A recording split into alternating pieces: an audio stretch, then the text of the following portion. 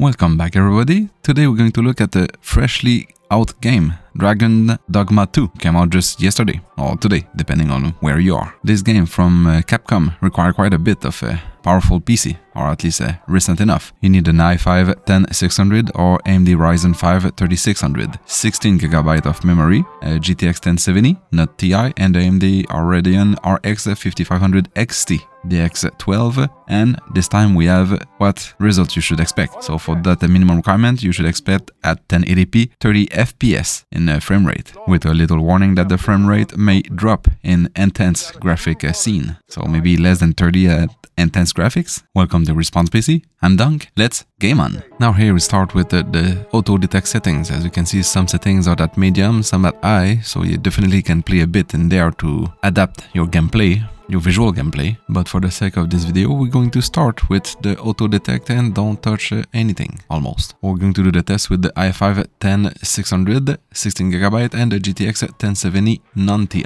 Obviously at 1080p, because that's what they said that we're going to be play at, to get an average of 30 FPS. There's already a known issue about the number of NPC and CPU usage that puts some CPU down to their knees. I did not encounter that CPU intense NPC, even in the small first village when you start the game, but who knows, maybe you reach the capital, if there's one, your CPU will be kneecapped. So the footage that just passed, it was at the starting zone. I've peaked at 53 FPS, but there's nothing going on in that scene. You, a guy that you follow, and some goblin. No NPC, and nothing else. This scene is, you have one NPC following you, a pawn. You have some equipment, and there's some enemy harpies, I think they called it. And our average FPS is in 35 to 47. This is quite dense enough for us. I mean, so far it's playable. Let's change scene. In this scene, we're going to encounter a group of goblin. I think it was 5 or 6, maybe 7. It was the most intense fight I had so far, but the GTX 1070 holds itself quite well. Peg at 99%. The memory we are at 5.8, 5.9, sometimes climbing at 6. So there's still room for better graphics if I get it right. On the CPU side of things, before we met the goblin, we were about 50-52% usage of CPU. And while fighting the goblin, we stayed the same. We even dropped to 48% of utilization. So I guess the monster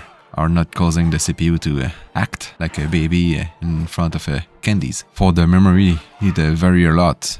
Some place at 8GB, and other place I'm at 12GB of usage. So I don't think this game will be nicely done at 8GB. And probably going to need more if you encounter more enemies or you go in a bigger city than the first village. Then I try FSR and on quality and move some settings, because the game have a processing load and showing you how much memory of the GPU you're going to use. I decide to move the mesh quality to high, the grass and tree quality to high, resource effect in high, and shadow quality to medium. And starting off in the initial village, the first village, we get an average of just over 30 FPS, hitting the 40, mid 40 sometimes, but we get a great deal of better visual quality. The CPU didn't change much. CPU usage is still at the max out, and the VRAM of the GPU seems to be quite similar than not changing anything. And heading to the forest, don't change much. The FPS still averaging between 34 to 48 FPS. And now I have 3 pawns with me, which should be harder on the CPU, but